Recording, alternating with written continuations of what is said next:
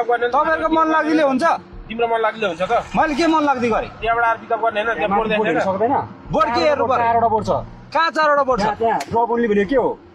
त्यो तपाईहरुको मन लाग्दिले हुँदैन हाम्रो मन लाग्दिने तपाईको मन लाग्दिने हुँदैन यो हामीले राखेको नियम हो त त्यो कसले राखेको नियम त हामीले राखेको नियम कसले राख्दै नियम तपाईलाई यो एयरपोर्टले राखेको हामीले राख्नु मिल्छ यसरी किन मिल्दैन तपाईहरुले पार्किङको माथि परेको पैसा लिने हो यहाँ दिदैन रोडमा हिँडे पैसा तिमीले जे बढी कुरा नगर के ठुलो कुरा गर्छ के ठुलो कुरा सडकमा हिँडे पैसा लाग्छ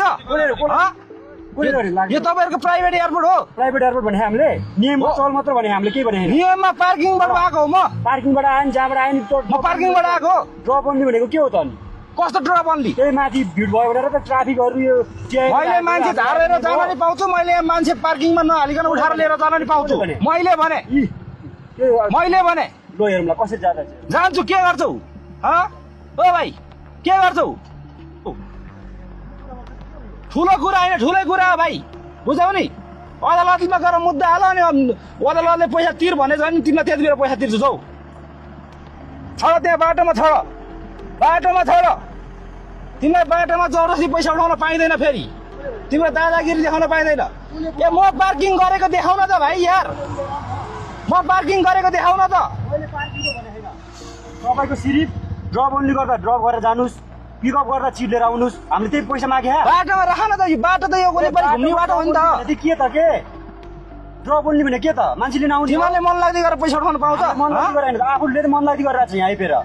थाहा छ नि पैसा उठाउन पाउँछ मन लाग्दै गरेर मागेको छैन सिरिफ चिट लिएर आउनु तपाईलाई 10 मिनेट नभए 60 रुपैयाँ के को लाग्यो त मैले पार्किङ गरेर 60 किन तिर्ने भाइ 60 कोले मागे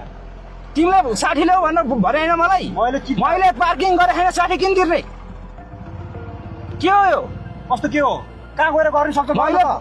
त्यही त भाइ गर अदालतमा मुद्दा हाल सक्छ त पनि सक्छ हैन हालेर देखाउ गर मुद्दा हाल त्यसपछि तिमीलाई पैसा हाल ठुलो कुरा गर्ने यस्तै बारम्बार गर्यो भने हेर बारम्बार हैन कहिले पनि तिर्दिन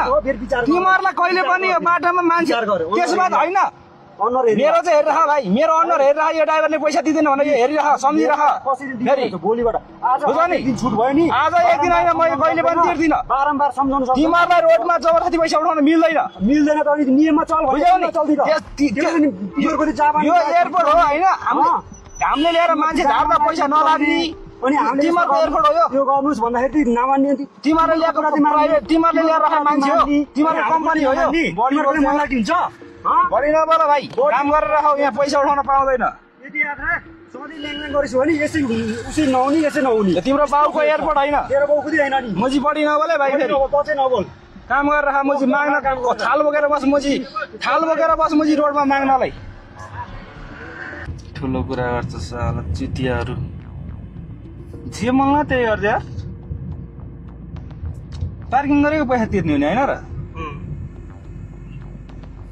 रोडमा बसेर यार मान्छे हालेको पैसा